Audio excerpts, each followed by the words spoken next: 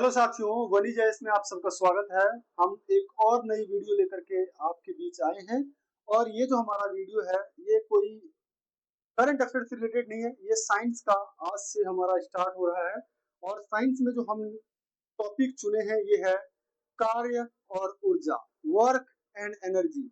और यहाँ से क्वेश्चन एक से दो क्वेश्चन हर बार पूछा जाता है। तो इस चैप्टर को आपको बहुत बढ़िया से रिवीजन करनी है, और ये रिवीजन पर्पस के लिए ही ये चैप्टर लाया गया है यहाँ पर, ताकि आप लास्ट टाइम में इसको बढ़िया से रिवीजन करके और कम से कम एक से दो क्वेश्चन को आप सिक्योर कर सके और आपको ये क्वेश्चन गलत ना हो। ठीक है, तो देख सकते हैं कि ये हमारे बीपीएससी 72 में बहुत ज्यादा इंपॉर्टेंट तो है ही, और साथ में ये टीआरई 4 में भी जो साइंस पोर्शन से जो क्वेश्चन पूछा जाएगा वहां पर भी हेल्प करेगा। साथ में जो एईडीओ का एग्जाम होगा उसमें भी ये काम करेगा। ठीक है, तो हम इसमें देखते हैं आगे कि हमारे इस टॉपिक में क्या क्या चीज कवर है। ठीक है, सबसे पहली बात हम अगर देखेंगे तो इसमें है एनर्जी। ये वर्क एंड एनर्जी चैप्टर का मतलब है, तो हमें एनर्जी का मतलब पता होना चाहिए। Energy is the ability to do work, मतलब हमारी जो काम करने की क्षमता है उसको ही हम क्या बोलते हैं, ऊर्जा बोलते हैं या एनर्जी बोलते हैं। ठीक है, नेक्स्ट जो नेचर है, नेचर में हमेशा जो एनर्जी होती है वो कैसे होती है, स्केलर क्वांटिटी में होती है। ठीक है, मतलब एनर्जी की जो क्वांटिटी होती है वो कैसा होती है, स्केलर क्वांटिटी। मतलब एनर्जी एक एक अदिश राशि है। कौन सी राशि है, एक अदिश राशि है। ठीक है, तो इससे आपको ध्यान रखना है। अब सदिश और अदिश में कंफ्यूजन ना हो, इसीलिए आपको क्या करना है, सदिश जिसमें दिशा होगा वो सदिश होगा, और जिसमें दिशा नहीं होगा वो क्या होगा, अदिश होगा। आप पकड़ने के लिए इसमें डायरेक्शंस को चुन सकते हैं कि डायरेक्शंस वाला क्या होगा, स्केलर डायरेक्शन वाला वेक्टर क्वांटिटी होगा, और जिसमें डायरेक्शन नहीं होगा वो क्या होगा, स्केलर क्वांटिटी होगा। नेक्स्ट, हम अगर एनर्जी की बात करेंगे तो एनर्जी के एसआई यूनिट क्या होता है, तो जूल होता है। एनर्जी के एसआई यूनिट क्या होता है, जूल होता है। और जेम्स प्रिस्कॉट ने इसको फाइंड किया था, इसीलिए इसका नाम क्या है, उन्हीं के नाम पर जेम्स प्रिस्कॉट जूल ने इनको ढूंढा था। उसका पूरा नाम जेम्स प्रिस्कॉट जूल था, उन्होंने ढूंढा था, इसलिए इसका ऐसा यूनिट क्या रह गया, जूल रह गया। अगर हम कमर्शियल यूनिट की बात करेंगे तो ये होता है किलोवाट पर आवर। क्या होता है, किलोवाट पर आवर। ठीक है, बाकी जगह पर जो नॉर्मल मीटर होता है उसमें जो यूनिट होता है उसमें उसमें क्या होता है, वॉट होता है। लेकिन अगर कमर्शियल यूनिट की बात करेंगे तो ये क्या होता है, किलोवाट पर आवर होता है। अगला हम देखते हैं रिलेशन क्या है इसका किलोवाट पर आवर और जूल के बीच में। अगर हम रिलेशन को देखेंगे किलोवाट और पर आवर में, हमें सबसे पहली पता है कि 1 kilowatt per our equal to कितना होता है, 1000 वाट होता है। मतलब 1000 watt equal to 1 kilowatt per hour होता है। और इसीलिए अगर इस आर को हम क्या करेंगे, सेकेंड में कन्वर्ट करेंगे तो क्या हो जाएगा, ये 60 × 60 हो जाएगा, और फिर ये सेकेंड में कन्वर्ट हो जाएगा। फाइनली 1 किलोवाट पर आवर की जो वैल्यू निकल करके आएगी वो क्या आएगी, 3.6 इंटू 10 की पावर 6 जूल। क्या आएगा, 3.6 इंटू 10 की पावर 6 जूल। ठीक है, अगला अगर हम बात करते हैं कि एक कुछ एग्जांपल है जिससे हम क्वेश्चन को सॉल्व करते हैं। A radio set of A radio set of 60 watt runs for the 50 hours. ठीक है, 60 वॉट का एक रेडियो सेट है जो 50 घंटे तक चलता है। How many unit in kilowatt per our energy is consumed, मतलब किलोवाट पर आवर में एनर्जी चेक करना है कि कितना एनर्जी कंज्यूम करेगा। तो सबसे पहली बात क्या है कि इसकी एनर्जी का फॉर्मूला क्या होता है, P इंटू टी। ठीक है, P4 क्या है, पावर, और T4 टाइम। तो पावर जो इसका है कितना है, 60 वॉट है, और टाइम जो है कितना है, 50 आवर है। अगर इन सबको मल्टीप्लाई कर देंगे तो कितना हो जाएगा, 3000 वॉट आवर हो जाएगा। और अगर इसको किलो वॉट में कन्वर्ट कर लेंगे तो 1000 से इसको हम क्या कर दिए, डिवाइड कर दिए। ठीक है, 1000 से डिवाइड कर दिए तो 3 जीरो से 3 जीरो कैंसिल हो गया, इसलिए 3 किलोवाट पर आवर हो गया। दैट मीन्स 3 यूनिट हो गया। ठीक है, हम बोलते हैं ना कि कितना यूनिट आया है, तो ये कितना यूनिट, यूनिट कैसे निकलेगा, इसी तरीके से निकलता है। एक और क्वेश्चन है हमारा, a family uses 250 unit of energy in a month, मतलब एक मंथ में एक फैमिली ने 250 यूनिट एनर्जी कंज्यूम करता है, ठीक है। कैलकुलेट इन जूल, इसको जूल में अब कैलकुलेट करना है। तो सबसे पहली बात हमें पता है कि एनर्जी जो है कितना है, 250 यूनिट है। किलोवाट पर आवर में इसको अगर हम कन्वर्ट कर लेंगे तो that means kilowatt per hour ही क्या होता है, यूनिट होता है। जैसे हमने यहाँ पर देखा 3 किलोवाट पर आवर, और यहाँ पर यूनिट भी 3 ही है। सेम उसी तरीके से क्या हो गया कि जितना किलोवाट पर आवर होगा वही यूनिट भी हो जाएगा। अगला हम क्या करेंगे, यूनिट जो हमारे पास है उस यूनिट को अगर हम जूल वैल्यू जो हमने निकाल रखा है पहले से, उससे अगर हम मल्टीप्लाई कर देंगे तो कितना आ जाएगा, 900 इंटू 10 की पावर 6 जूल आ जाएगा। फाइनली इसको अगर हम जीरो से कन्वर्ट करेंगे, जीरो से कैंसिल करेंगे तो क्या हो जाएगा, 9 को हम सेपरेट लिखेंगे, मतलब हम इसको क्या लिख सकते हैं, 9 इंटू 10 की पावर कितना, या 100 इंटू 10 की पावर क्या 6 लिख सकते हैं। तो यहाँ से जो दो जीरो है इसको उठा करके फाइनली क्या लिख सकते हैं, 9 इंटू 10 की पावर 6 और 2 ऐड कर देंगे तो कितना हो जाएगा, 8 हो जाएगा, 8 जूल हो जाएगा, ठीक है। Next, transformation of the energy, ऊर्जा का रूपांतरण हम देखेंगे यहाँ पर, और यहाँ से क्वेश्चन इंपॉर्टेंट है। अभी तक तो हम बेसिक देख रहे थे, लेकिन यहाँ से क्वेश्चन पूछा जाएगा न्यूमेरिकल के अलावा। Change from the one form to another, एक फॉर्म से जो अनदर फॉर्म में चेंज होता है एनर्जी, हम उसको देखेंगे। सबसे पहली बात अगर हम यहाँ पर बात करने वाले हैं तो वो किसकी बात कर रहे हैं, हाइड्रो इलेक्ट्रिक पावर प्लांट का। हाइड्रो इलेक्ट्रिक पावर प्लांट, इसके लिए क्या करना पड़ता है, सबसे पहले एक डैम बनाना पड़ता है, वहां पर वाटर का एक रिजर्वायर बनाना पड़ता है, और ह्यूज अमाउंट में अगर वाटर वहां पर इकट्ठा हो जाता है, उस वाटर को बहुत ही ऊंचाई से नीचे टरबाइन लगा करके उसके ऊपर गिराया जाता है। जब टरबाइन की पंखी घूमती है तो साथ ही वो जनरेटर से कनेक्ट होता है, जनरेटर भी साथ साथ घूमती है, और जनरेटर क्या करता है, इलेक्ट्रिसिटी प्रोड्यूस करता है, और इलेक्ट्रिसिटी प्रोड्यूस करके उस इलेक्ट्रिसिटी को हम क्या करते हैं, स्टोर कर लेते हैं। तो हम यहाँ पर देखते हैं, सबसे पहले हम रिजर्वायर बनाए हैं, अब इस रिजर्वायर वाटर को क्या कर दिया, हम फ्लो करा दिए टरबाइन पर, ठीक है। यहाँ हम टरबाइन लगा देंगे इस तरीके से, टरबाइन पर क्या हो जाएगा, ये फ्लो करेगा, और फ्लो करेगा तो टरबाइन घूमेगा, टरबाइन घूमेगा तो जनरेटर घूमेगा, और जब जनरेटर घूमेगा तो जनरेट करेगा, क्या करेगा, इलेक्ट्रिसिटी जनरेट करेगा, और इस इलेक्ट्रिसिटी को हम क्या कर लेंगे, स्टोर कर लेंगे, ठीक है। एक चीज और, जो रिजर्वायर होता है यहाँ पर पोटेंशियल एनर्जी होता है, कौन सा एनर्जी होता है, पोटेंशियल एनर्जी होता है, क्योंकि ये बिल्कुल रुका हुआ है, कोई भी मूवमेंट नहीं है, दैट मीन्स पोटेंशियल एनर्जी है। लेकिन जब ये पानी टरबाइन पर गिरता है, टरबाइन पर गिरने के बाद टरबाइन जब घूमने लग जाता है, दैट इज काइनेटिक एनर्जी, मतलब गतिज ऊर्जा है। गतिज ऊर्जा मतलब टरबाइन गति में आ जाता है, दैट मीन्स काइनेटिक एनर्जी है। उसके बाद जब टरबाइन घूमता है तो साथ साथ जनरेटर भी घूमता है, तो यहाँ पर भी काइनेटिक एनर्जी, दैट मीन्स गतिज ऊर्जा बनता है, और जब गतिज ऊर्जा बनेगा तो वो जनरेटर जनरेट करेगा इलेक्ट्रिसिटी, ठीक है। ये इसको हम विद्युत ऊर्जा बोलेंगे, इसको बोलेंगे क्या बोलेंगे, इसको हम विद्युत ऊर्जा बोलेंगे।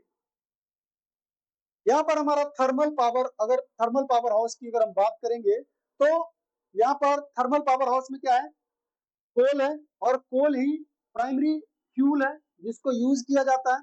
उसके बाद क्या है, बॉयलर है, ये बॉयलर पर गर्म होता है, टरबाइन उस जो हीट प्रोड्यूस होता है यहाँ से स्टीम प्रोड्यूस होता है, इतनी ज्यादा प्रेशर के साथ आता है कि क्या करता है, ये घुमाता है, टरबाइन जैसे ही रोटेट होता है तो जनरेटर उसको, जनरेटर से कनेक्ट होता है, जनरेटर इलेक्ट्रिसिटी क्रिएट करने लग जाता है, और फिर इलेक्ट्रिक एनर्जी बन जाता है, और इसको स्टोर कर लेते हैं। सेम यहाँ पर जो कोल होता है वो केमिकल रिएक्शन होता है, केमिकल रिएक्शन हीट में कन्वर्ट होता है, दैट इज हीट एनर्जी हो गया, और हीट एनर्जी फाइनली क्या करता है, काइनेटिक एनर्जी में कन्वर्ट करता है। तो इस तरीके से ये तीनों चीज को याद रखना है। जो कोल होता है उसमें केमिकल एनर्जी होता है, वो कन्वर्ट करता है, जलने के बाद हीट प्रोड्यूस करता है, और हीट प्रोड्यूस करने के बाद वो काइनेटिक एनर्जी में कन्वर्ट हो जाता है, मतलब वो टरबाइन को घुमाता है, जनरेटर को घुमाता है, उससे बिजली पैदा होती है, ठीक है। नेक्स्ट, अब यहाँ पर कुछ चीजें हैं, कुछ डिवाइस है, जो डिवाइस किस फॉर्म में एनर्जी को कन्वर्ट करता है हम उसमें देखेंगे। और यहाँ से क्वेश्चन बनता है, यहाँ से क्वेश्चन हर बार बीपीएससी पूछा है, तो आपको इग्नोर बिल्कुल भी नहीं करना है, ठीक है। और हम वैसे ही टॉपिक लेकर के आते हैं जिससे कि आपको बिल्कुल भी घबराने की बात नहीं है। और इन टॉपिक को अगर आप कवर करते जाएंगे तो यहाँ से आपको क्वेश्चन बनता जाएगा। हमारे टीम के द्वारा जो भी मेहनत किया जा रहा है वैसे ही टॉपिक उठाया जा रहा है जो कम टाइम में रिवीजन करके इजीली मार्क्स स्कोर किया जा सकता है। तो यहाँ पर हमारे साथ बन करके आप तैयारी कर सकते हैं। एनर्जी ट्रांसफॉर्मेशन की बात करेंगे तो energy transformation in the photosynthesis, तो फोटोसिंथेसिस में कौन सा एनर्जी ट्रांसफॉर्म होता है। सबसे पहली बात, फोटोसिंथेसिस के लिए सन की लाइट बहुत ज्यादा जरूरी है। सन की लाइट जब मिलता है तो दैट मीन्स क्या हो गया, ये लाइट एनर्जी हो गया या सोलर एनर्जी हो गया। लाइट एनर्जी या सोलर एनर्जी जब हो गया तो इसको कन्वर्ट करेगा वो किसमें, लाइट और सोलर, वाटर और साथ साथ क्लोरोफिल के साथ ये केमिकल में कन्वर्ट कर देगा। ये क्या बन जाएगा, केमिकल एनर्जी बन जाएगा। तो फोटोसिंथेसिस के लिए आपको याद रखना है लाइट एनर्जी कन्वर्ट होता है किसमें, केमिकल एनर्जी में। नेक्स्ट, अब इलेक्ट्रिकल कन्वर्टर की बात करते हैं, ठीक है। इलेक्ट्रिकल कन्वर्टर की बात करते हैं। जो इलेक्ट्रिकल कन्वर्टर होता है उसमें कौन कौन सा चीज आता है, तो सबसे पहला हमारा आएगा कौन सा, इलेक्ट्रिक मोटर। इलेक्ट्रिक मोटर क्या करता है, electrical engineer sorry electrical energy. Motor को क्या करते हैं हम, इलेक्ट्रिक की सप्लाई देते हैं। जैसे हम सप्लाई देंगे तो वो घूमेगा, घूमेगा तो क्या हो जाएगा, मतलब मैकेनिकल एनर्जी में कन्वर्ट कर देगा, मतलब electric energy to mechanical energy. अगला है जनरेटर। अब जनरेटर में क्या करता है, जनरेटर एक डिवाइस है, एक मशीन है, किसी मशीन के थ्रू जनरेटर को घुमाया जाता है, मतलब मैकेनिकल एनर्जी में, यांत्रिक ऊर्जा में उसको लाया जाता है। और जैसे ये घूमेगा तो इलेक्ट्रिसिटी प्रोड्यूस करेगा, मतलब क्या करेगा, वो विद्युत ऊर्जा बनाएगा। अगला है हमारा, generator is a reverse case of an electric motor. तो हमने देखा ही इलेक्ट्रिक मोटर और जनरेटर में बिल्कुल वाइस वर्सा का डिफरेंस है।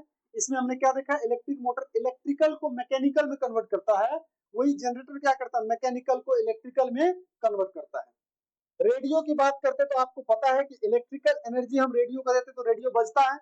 उसके बाद इलेक्ट्रिकल एनर्जी जैसे ही जाता है काइनेटिक एनर्जी में, मतलब वाइब्रेट होता है, गतिज ऊर्जा या कंपन होता है, उसके साथ साउंड प्रोड्यूस होता है। तो तीनों चीज याद रखना है, रेडियो इलेक्ट्रिकल एनर्जी को लेता है, एनर्जी काइनेटिक एनर्जी में मतलब वाइब्रेट के फॉर्म में आता है, और उसके साथ में क्या बना देता है, ये साउंड एनर्जी में कन्वर्ट कर देता है।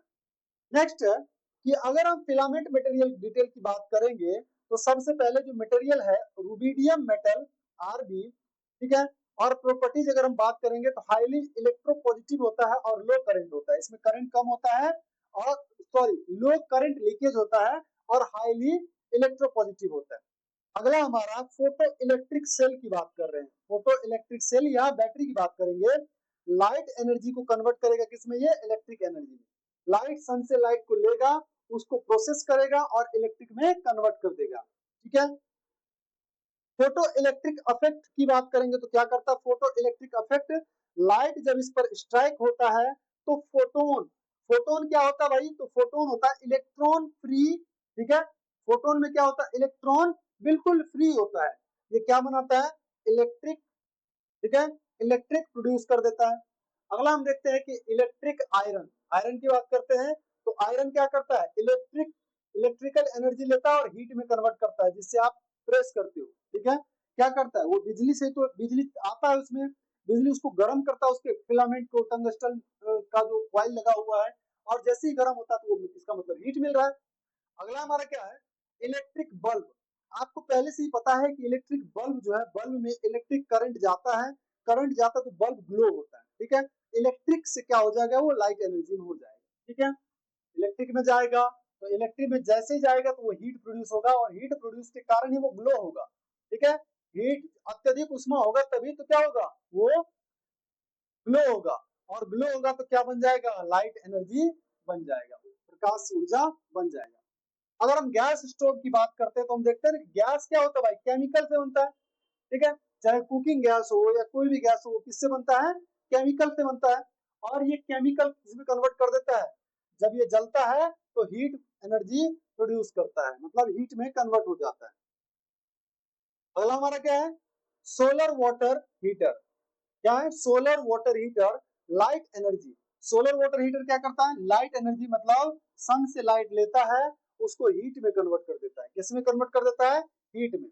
ठीक है, सोलर वाटर हीटर। उसके बाद अगला हमारा क्या है, स्टीम इंजन। जो स्टीम इंजन है, स्टीम मतलब भाप, भाप का मतलब उष्मा होती है उसमें बहुत ज्यादा। ठीक है, तो ये क्या करेगा, हीट एनर्जी होता है इसमें, और हीट को कन्वर्ट कर देता है काइनेटिक में, और इसके कारण ये घूमने लग जाता है। ठीक है, उसके बाद हमारा कार इंजन की अगर हम बात करेंगे, तो कार इंजन में केमिकल एनर्जी, मतलब कार में पेट्रोल डलता है, और पेट्रोल में क्या होता है, केमिकल होता है। जब केमिकल जलता है तो हीट प्रोड्यूस होता है, हीट एनर्जी बोलेंगे उसे, और हीट प्रोड्यूस होगा तो कार चलने लग जाता है। इसका मतलब क्या है, काइनेटिक एनर्जी। मतलब केमिकल एनर्जी कन्वर्ट करता है हीट में, और हीट कर देता है किसमें, काइनेटिक एनर्जी में। अगला हम बैटरी और सेल की बात करते हैं, तो सेम बैटरी में भी क्या होता है, केमिकल होता है, और केमिकल से फिर क्या बन जाता है, इलेक्ट्रिकल एनर्जी बन जाता है, और इसके कारण, तो यहां से क्वेश्चन आपका डेफिनेटली रहेगा, तो बिल्कुल आपको इसको इग्नोर नहीं करना है। नेक्स्ट देखते हैं हम। अब हम बात करते हैं पावर। पावर मतलब शक्ति। ठीक है, अगर हम इसकी डेफिनेशन देखेंगे, तो power is defined as the rate of doing work is the scalar quantity. सबसे पहली बात, पावर क्या है, डिफाइंड होता है, ये काम करने का जो दर होता है, कि कितनी कैपेसिटी के साथ आप काम कर सकते हैं, कितना स्पीड के साथ आप काम कर सकते हैं, उसको दिखाने का काम करता है पावर। ठीक है, जो पावर है, पावर क्या है, एक स्केलर क्वांटिटी है। स्केलर क्वांटिटी मतलब एक अदिश राशि है। Only magnitude but no direction. अगर अगर मैग्नीट्यूड भी होगा प्लस डायरेक्शन भी होगा, तब वो क्या हो जाएगा, वो हो जाएगा वेक्टर क्वांटिटी। क्या हो जाएगा, वो वेक्टर क्वांटिटी हो जाएगा। ठीक है, लेकिन यहाँ पर क्या है, मैग्नीट्यूड है, डायरेक्शन नहीं है, इसीलिए स्केलर क्वांटिटी है। एसआई यूनिट की अगर हम बात करेंगे, तो एसआई यूनिट क्या होता है, वॉट होता है। क्या होता है, वॉट। ठीक है, अब वॉट की अगर हम बात करेंगे, तो what is the smaller unit of the power. मतलब वॉट क्या है, स्मॉलर यूनिट है। आप लोगों ने बहुत सारा ये देखा होगा कि बहुत जगह पर मशीन की जो कैपेसिटी होती है, उसको हॉर्स पावर में मेजर किया जाता है। ठीक है, तो हॉर्स पावर में मेजर करेंगे तो वो बड़ा पावर हो गया, इसीलिए उसको बिगर यूनिट बोलेंगे। लेकिन स्मॉलर यूनिट क्या है, स्मॉलर यूनिट है power. Sometimes the bigger unit power of are the kilowatt, megawatt and gigawatt. ठीक है, हम कभी भी जब कोई भी हम हाइड्रो इलेक्ट्रिक पावर देखते हैं, सोलर पैनल, सोलर प्लेट देखते हैं, या सोलर पावर प्लांट देखते हैं, तो वहां पर गीगावाट मेगावाट में ही इलेक्ट्रिक इलेक्ट्रिसिटी की कैपेसिटी को दिखाया जाता है। अगला हमारा है, इसको अगर हम बात करेंगे कन्वर्जन का, तो रूपांतरण कैसे करता है ये, तो 1 किलोवाट 1000 वाट के बराबर होता है। 1 किलोवाट कितना होता है, 1000 वाट के बराबर होता है। अगर इसी को हम सॉल्व करेंगे, तो क्या हो जाएगा, 2 पाई की पावर 1 मेगावाट इक्वल टू कितना होगा, 2 पाई की पावर 6। 1 मेगावाट इक्वल टू 2 पाई की पावर 6। उसके बाद मेगावाट की अगर हम और बात करेंगे, तो 10 की पावर क्या है, ये 6 है। ठीक है, 10 की पावर 6 वॉट है। हॉर्स पावर तो आपको पता है पहले से ही, ब्रेक हॉर्स पावर BHP। ठीक है, यूज इन अ कार और व्हीकल। कार और व्हीकल में इसका उपयोग किया जाता है। एक हॉर्स पावर जो होता है 746 वॉट के बराबर होता है। अगर किलोवाट की बात करेंगे, तो 0.75 किलोवाट के बराबर होगा। सोर्सेस ऑफ एनर्जी की अगर हम बात करेंगे, तो सोर्सेस ऑफ एनर्जी कहां से आता है, सबसे पहली बात करेंगे हम रेन्यूएबल एनर्जी एनर्जी की। उसके बाद हम बात करेंगे नॉन रेन्यूएबल एनर्जी की। रेन्यूएबल एनर्जी या नवीकरणीय संसाधन उस संसाधन को या उस एनर्जी को कहते हैं जिसको हम रिन्यू कर सकते हैं, दोबारा उसी रूप में ला सकते हैं। और नॉन रिन्यूएबल या अनवीकरणीय हम उसको बोलते हैं जिसको हम दोबारा उस फॉर्म में नहीं ला सकते हैं। जैसे अनवीकरणीय क्या हो सकता है, हमने क्या किया कि 1 लीटर पेट्रोल लिया और उसको हम बाइक में डाल करके और उसको यूज कर लिए, क्या दोबारा से हम उसको फॉर्म में ला सकते हैं, बिल्कुल नहीं ला सकते। इसलिए क्या हो गया, गैर नवीकरणीय या अनवीकरणीय। ठीक है, उसी तरीके से हम नवीकरणीय की बात करेंगे, जैसे हमने पानी लिया, पानी को हमने यूज किया बर्फ के रूप में, अब वापस हमारा बर्फ का काम हो गया, हम क्या कर सकते हैं, इसे वापस से हम पानी में कन्वर्ट कर सकते हैं। तो ये क्या है, ये है रिन्यूएबल एनर्जी। ठीक है, अगर हम इसकी बात करेंगे तो ये नॉन कन्वेक्शनल और अल्टरनेटिव सोर्स ऑफ एनर्जी होता है और एग्जॉस्टिबल सोर्स ऑफ एनर्जी होता है। अगर हम एग्जांपल की बात करेंगे तो रिन्यूएबल एनर्जी की अगर हम एग्जांपल की बात करेंगे तो पहला कौन सा आ गया, विंड एनर्जी, जियोथर्मल एनर्जी। उसके बाद जो टाइडल एनर्जी होता है, टाइडल टाइडल एनर्जी हो गया। दूसरा हमारा क्या है, बायोमास, ठीक है।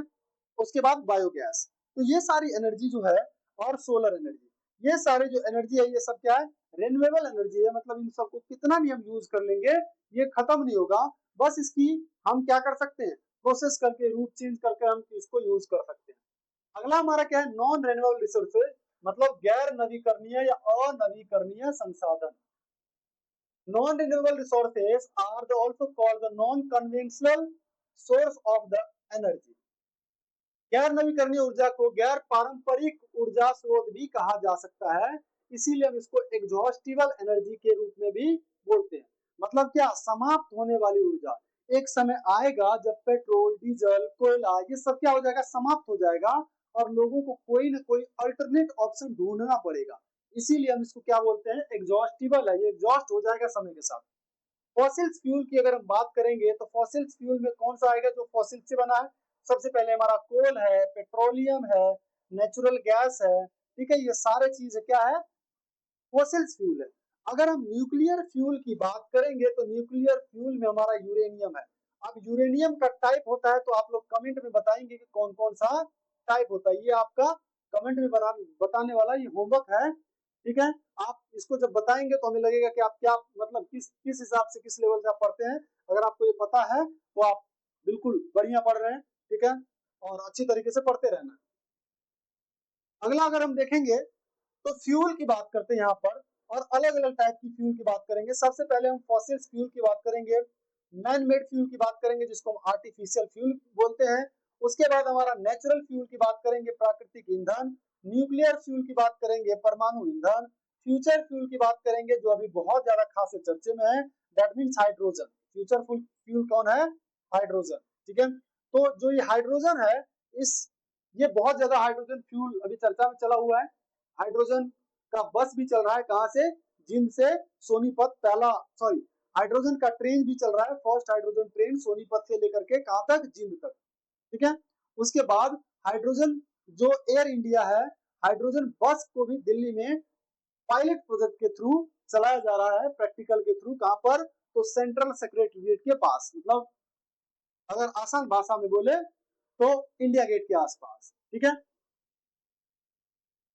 तो यहाँ पर अगर हम फॉसिल फ्यूल की बात करेंगे तो पहला हमारा जीवाश्म ईंधन है, ठीक है, कोल। क्या है, कोल है, मोस्ट इंपोर्टेंट फ्यूल है ये, ठीक है। और इसको हम इंडस्ट्री का मदर बोलते हैं, क्या बोलते हैं, मदर ऑफ इंडस्ट्री बोलते हैं, मतलब कोल पर ही बेस होता है। अब हम कोल का कुछ टाइप देख लेते हैं, यहाँ से क्वेश्चन पूछा जाता है।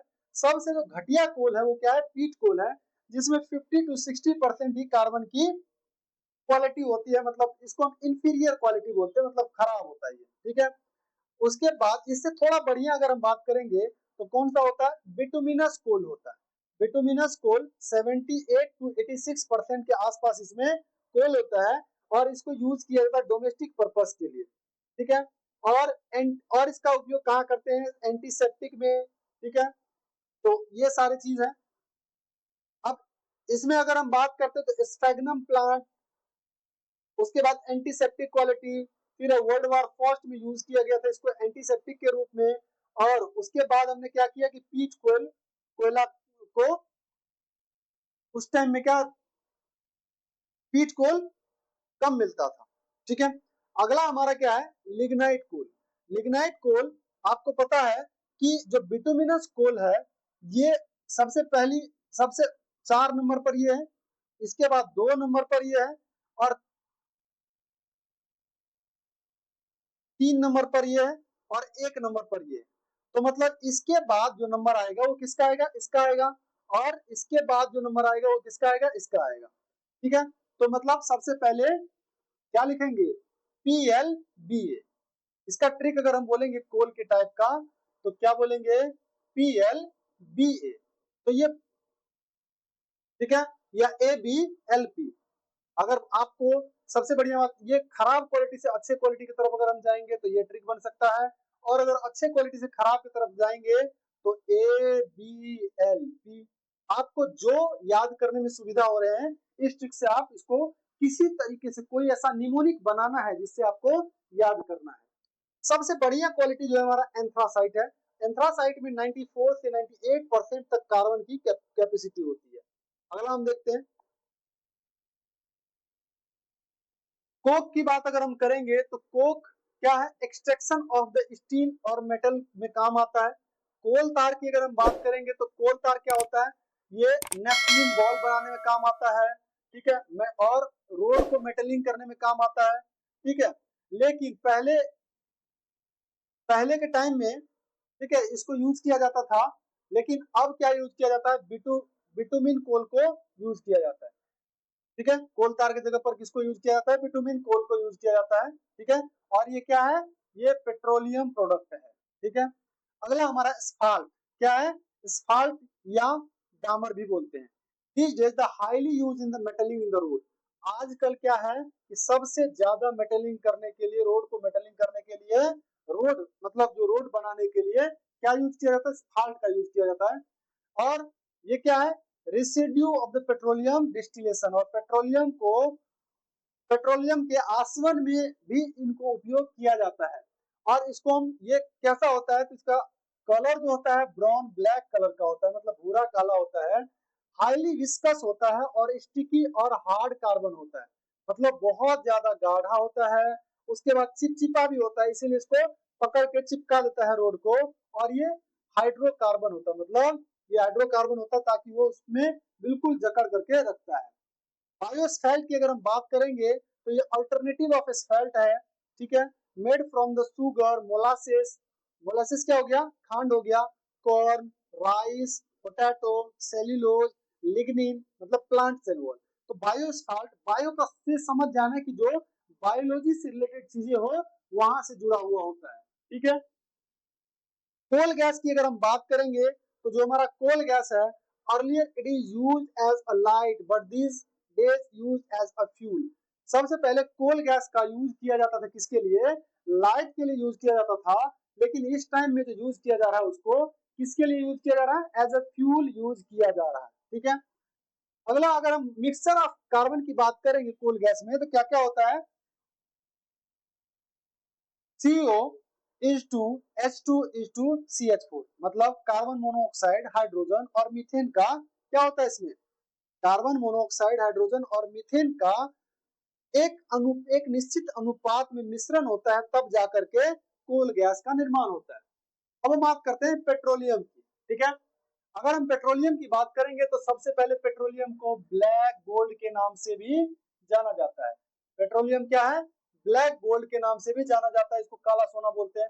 और ये हाईली कमर्शियल यूज किया जाता है किसमें, वैसलीन जेल में।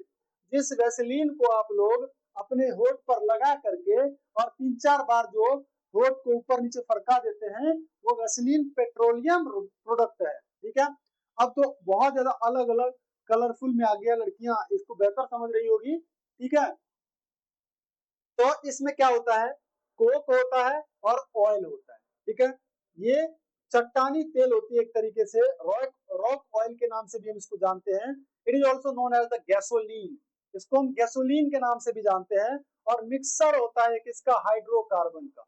क्या होता है ये, पेट्रोलियम मिक्सर होता है किसका, हाइड्रोकार्बन का। हम इसकी अगर क्वालिटी की बात करेंगे कि इसकी क्वालिटी हम कैसे मेजर करते हैं तो ऑक्टेन नंबर के थ्रू मेजर करते हैं। पेट्रोलियम कितना बढ़िया है कितना खराब है इसको अगर मेजर करने के लिए हम अगर जाएंगे तो कैसे मेजर करेंगे, ऑक्टेन नंबर के साथ करेंगे, ठीक है।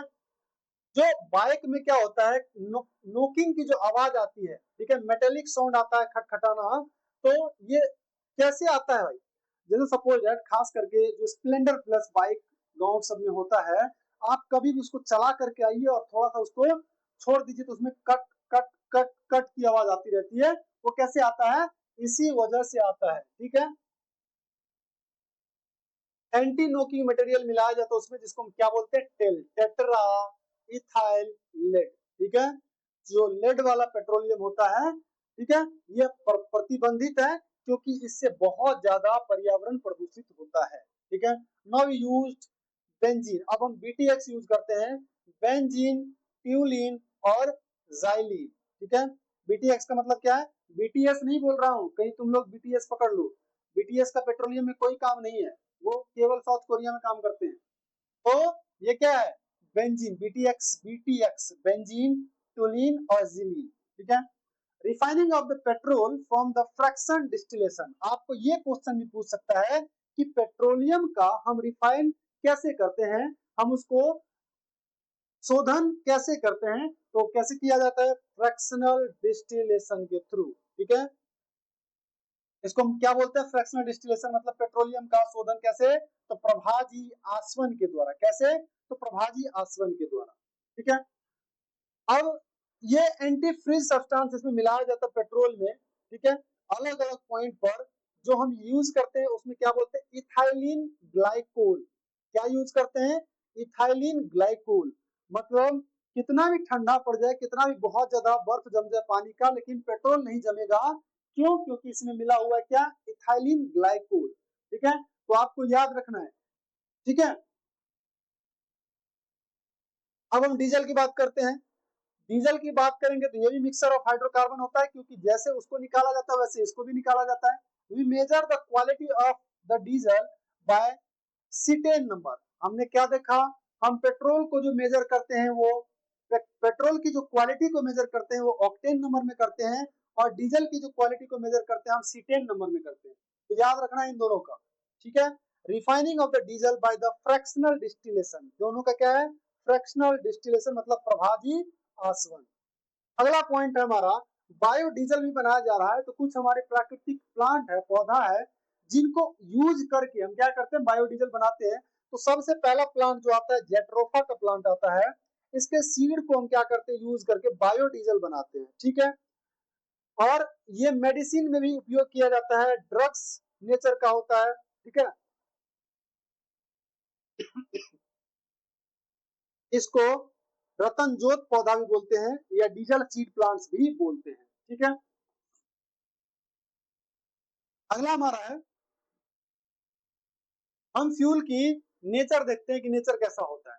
अगर हम सॉइल गैस की बात करेंगे तो यहाँ पर सेल गैस है। ठीक है, सेल गैस की अगर हम बात करेंगे तो सेडिमेंट्री रॉक से निकाला जाता है ये, और भारत पहला है, भारत फर्स्ट पोजीशन पर है सेल गैस, जिसके पास अबंडेंट क्वांटिटी में सेल गैस है। ठीक है, अब सादे चट्टान में मिलता है।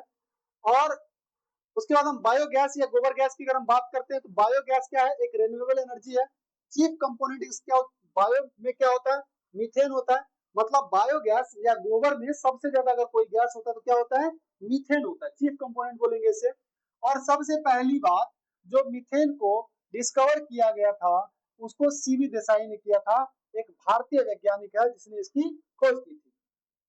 अब क्या होता है कि जितने भी घास खाने वाले जानवर होते हैं उसके मुंह में क्या होता है? आर्की बैक्टीरिया होता है। अब आर्की बैक्टीरिया पाया जाता है उनके डंग, उनके गोबर में पाया जाता है। ठीक है, तो क्या करता है? मिथेनोजेनेसिस मतलब मीथेन के निर्माण का काम करता है। और थर्मो, और ये थर्मो एसिडोफिलिस होता है। ठीक है, कहां पर? ये हाई टेम्परेचर के साथ रहता है, इसीलिए इसको क्या बोलते हैं? Thermo acidophils. ये कहां पर होता है? साल्ट लविंग प्लेसेस पर, जहां जहां नमक ज्यादा है, उच्च तापमान जहां पर ज्यादा है और नमक वाले क्षेत्र पर ये मौजूद होते हैं। नेक्स्ट हमारा है जो एलपीजी और सीएनजी होता है। जो सीएनजी गैस और एलपीजी गैस होता है उन गैस के अंदर बदबू नहीं होता है। तो जब कभी भी आप यूज कर रहे हैं और अगर वो बिना कोई और चीज मिलाए हुए, बिना दुर्गंध मिलाए हुए अगर हम उसको उपयोग करेंगे तो समय के साथ क्या हो सकता है? अगर वो लीकेज करेगा तो हमें पता नहीं चलेगा और फिर कोई ट्रेजेडी हो जाएगी। इसीलिए उसमें अलग से क्या मिलाया जाता है? तो मिथाइल, क्या मिलाया जाता है? इथाइल मरकैप्टन मिलाया जाता है। ठीक है, इथाइल मरकैप्टन की अगर अलग से क्वेश्चन पूछ देगा इस टाइप का, क्योंकि जिस तरीके से बीपीएससी टफ होता जा रहा है, तो क्या है? C2H5SH, C2H5SH, इसका IUPAC नाम है। ठीक है, और इसको हम इथेनॉल बोलते हैं। क्या बोलते हैं? इथेनॉल बोलते हैं। ठीक है, अब हम चारकोल की बात करते हैं। Would is the burn on the minimum supply of air. जब हम लकड़ी को एयर के कम सप्लाई का उपयोग करके जलाएंगे तो क्या बनेगा, वाटर बनेगा एंड अदर वोलेटाइल सब्सटेंसेस बनेगा जो रिमूव कर देगा, और उसको रिमूव करने के बाद क्या बच जाएगा हमारे पास, चारकोल बच जाएगा। ठीक है, उसके बाद अगर हम वुड की बात करते हैं, लकड़ी की बात करते हैं, तो इसमें क्या होता है, वाटर वोलेटाइल सब्सटेंसेस होता है और चारकोल। अगला हमारा कैलोरिफिक वैल्यू अगर हम देखेंगे चारकोल की, तो हायर देन क्या होता है, वुड होता है, मतलब लकड़ी से ज्यादा होता है इसमें। कैलोरिफिक वैल्यू लकड़ी की कितना है, 17 kilo joule per hour, sorry 17 kilo joule होता है। ठीक है, पर केजी, केजी में मेजर करते हैं, ग्राम नहीं। ठीक है, केजी। उसके बाद चारकोल की बात करेंगे, कितना होता है, 33 किलो जूल पर केजी। अब हमारा है फ्यूचर फ्यूल, भविष्य के ईंधन, और यहाँ पे ये तो बहुत इंपॉर्टेंट है। क्यों, क्योंकि यहाँ से हमारा क्वेश्चन बन रहा है, और यहाँ से क्वेश्चन ये हाइड्रोजन की बात करेगा, और उसके बाद और भी कुछ कुछ चीजें की बात करेगा, जो आने वाले टाइम में हमारे लिए एक अपॉर्चुनिटी बनेगा, एक अल्टरनेट बनेगा पेट्रोल, डीजल और कोल का। तो यहाँ पर क्या है, सबसे पहले यहाँ पर हाइड्रोजन, तो जिसका सबसे ज्यादा हाईली कैलोरीफिक वैल्यू होता है तो हाइड्रोजन है। उसके बाद दूसरा क्या है, क्लेथरेट, या इसको हम क्या बोलते हैं, गैस हाइड्रेट, इसको हम ब्लू आइस बोलते हैं। ठीक है, और clathrate gas hydrate blue eyes जो होता है, इसमें मीथेन कितना होता है, 96% होता है। तो सोच सकते हैं कि मीथेन इसमें 96% है। और वाटर क्रिस्टल, अगर हम वाटर क्रिस्टल की बात करेंगे तो क्लेथरेट में 98% होता है। और जल के अणु, ये समुद्र जल में, समुद्र के तल में नीचे की तरफ बैठा होता है। लेकिन सबसे पहली बात आपको पता है कि मीथेन हमारे ग्लोबल वार्मिंग के लिए बिल्कुल भी ठीक नहीं है, मीथेन से हमारे ग्लोबल वार्मिंग होता है। इंडिया की अगर हम बात करेंगे तो इंडिया में कहाँ कहाँ पाया जाता है कैलिथ्रेट, तो ईस्टर्न इंडिया में पाया जाता है। ठीक है, ईस्टर्न, वेस्टर्न और Andaman Nicobar, Krishna Godavari basin, bay of Bengal and Mahanadi में। ठीक है, यहाँ सब पे पाया जाता है। दूसरा हमारा है CBM, coal bed methane. Coal bed methane की अगर हम बात करेंगे तो इसमें का जो चीफ कंपोनेंट है, जब कभी भी मीथेन का नाम आ जाए तो हमें समझना है कि सीधा मीथेन की बात कर रहे हैं। ठीक है, ये कहाँ पर होता है, तो कोल माइन में पाया जाता है, और इसी कारण कभी कभी क्या होता है, आग लग जाता है कोल माइन में। अगला हमारा है सेल गैस। ठीक है, it is natural gases in the petroleum are the trap, petrol के बीच में फंसा हुआ होता है ये गैस। ठीक है, सेल गैस कहाँ होता है, पेट्रोल के बीच में गैस फंसा हुआ होता है, और इसको निकाला जाता है हाइड्रोलिक फ्रैक्चर के द्वारा निकाला जाता है। ठीक है, use formation of the natural gas from the shale gas. Hydraulic fracture क्या होता है, हम इसको भी अगर देख लेंगे तो क्या करते हैं, पास करते हैं इससे वाटर वेव को। ठीक है, और दूसरा तरीका क्या है, वाटर बीन्स और क्लस्टर बीन्स को भी इसमें यूज किया जाता है ताकि ये फ्यूल बन जाए और इसमें विस्कोसिटी हो। ठीक है, पहला हम देखते हैं जो गुआर बीन्स होता है, ये कल्टीवेटेड होता है कहां पर, नॉर्थ वेस्ट इंडिया में और पाकिस्तान में भी होता है। ठीक है, भूखा नंगा पाकिस्तान है, इससे में कोई लेना देना नहीं है, हमें अपने इंडिया से मतलब है, तो हम अपने इंडिया की बात करते हैं। अब हम गैसोल की अगर बात करेंगे तो गैसोल डिस्कवर किया था फर्स्ट टाइम ब्राजील ने। ठीक है, मिक्सर होता है ये पेट्रोल और अल्कोहल का, इथाइल अल्कोहल होता है इसमें। अगर हम पोर्टेबल अल्कोहल की बात करेंगे तो 90%, ठीक है, और 10% अल्कोहल, मतलब इसमें पेट्रोल कितना होगा, 90% और 10% अल्कोहल होगा, तब इसको पी सकते हैं। लेकिन मान के चलो कि 90% अल्कोहल कर देगा और 10% पेट्रोल या 10% कोई और चीज कर देगा, उसको पिएगा तो इंसान टाइटाफिस हो जाएगा।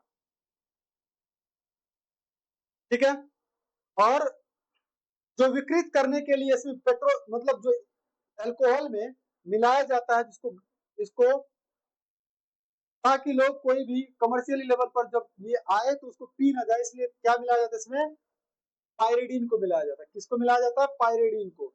अल्कोहल को दूषित करने के लिए पायरिडीन को मिलाया जाता है। ठीक है, अब हम कुछ सोर्स ऑफ एनर्जी देखते हैं और उसकी कैलोरीफिक वैल्यू देखते हैं। ठीक है, कैलोरीफिक वैल्यू पूछा जाता है, काउ डंग केक की कितना है, 6000 टू 8000 किलो जूल पर केजी। वुड की बात करते हैं तो जो उपला होता है, उपला होता है, कॉर्डन केक होता है, उससे थोड़ा ज्यादा होता है 17,000 टू 22,000, मतलब 17,000 से 22,000 किलो जूल पर केजी होता है। कोयल की अगर हम बात करेंगे कोयला की, तो कितना होता है 25,000 से लेकर के 31,000 किलो जूल होता है।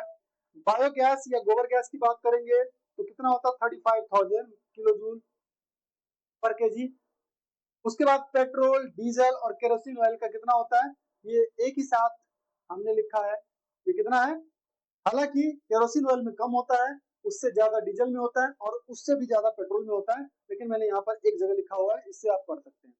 अगला हमारा सीएनजी और जो एलपीजी होता है, ये आसपास होता है। सीएनजी का जो कैलोरीफिक वैल्यू होती है वो कितनी होती है 50,000। आपको क्वेश्चन कैसे पूछ के फंसाएगा इसमें कि किसका ज्यादा होता है, ठीक है। थोड़ा सा ही माइनर मिस्टेक करोगे और आपका क्वेश्चन गलत हो जाएगा, ठीक है। यहाँ पर पेट्रोल ज्यादा है, ठीक है, सॉरी, जो सीएनजी है वो कम है, और एलपीजी जो हम घर में डोमेस्टिक के रूप में, हम डोमेस्टिक गैस के रूप में जिसको यूज करते हैं, एलपीजी लिक्विफाइड पेट्रोलियम गैस, वो क्या होता है 5,000 ज्यादा है।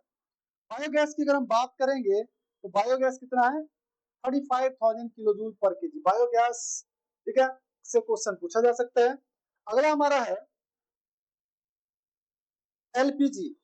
एलपीजी कितना है 30,000 किलो जूल पर केजी। केरोसिन ऑयल यहाँ अलग से लिखा है 35,000, तो यहाँ पर एक जगह लिखा हुआ था, तो इसको आप किसको ले लेंगे, ये पेट्रोल का है, और बाकी चीज इसमें से हटा देंगे, ठीक है। पेट्रोल का क्या है, इसको हटा देंगे, और पेट्रोल का कितना है 45,000 किलो जूल पर केजी, ठीक है। और देखते हैं क्या कुछ है। बायोगैस की, गोबर गैस की बात करेंगे तो पता चल गया, बायोगैस गोबर गैस, ठीक है। और हाइड्रोजन की अगर हम बात करेंगे तो हाइड्रोजन 1.5 लाख कितना होता है 1.5 लाख किलो जूल पर केजी होता है, और सबसे ज्यादा हाइड्रोजन में ही होता है, ठीक है। आगे चलते हैं हम। तो इस तरीके से हमारा जो आज का टॉपिक था वो खत्म हो गया है। आप लोगों को वीडियो के अंत तक बने रहने के लिए बहुत बहुत धन्यवाद, और उम्मीद करते हैं कि ये पहल हमारा आप सबको बहुत ज्यादा अच्छा लग रहा होगा। अगर आप हमारे टीम से जुड़ना चाहते हैं तो इस टेलीग्राम चैनल, ये वनीजाएस का टेलीग्राम चैनल है, इस पर आप क्या कर सकते हैं, स्कैन करके आप सीधे हमसे कनेक्ट कर सकते हैं, जहां पर आपको नोट्स और कोई भी क्वेरी के लिए आप डायरेक्ट हम तक जुड़ सकते हैं।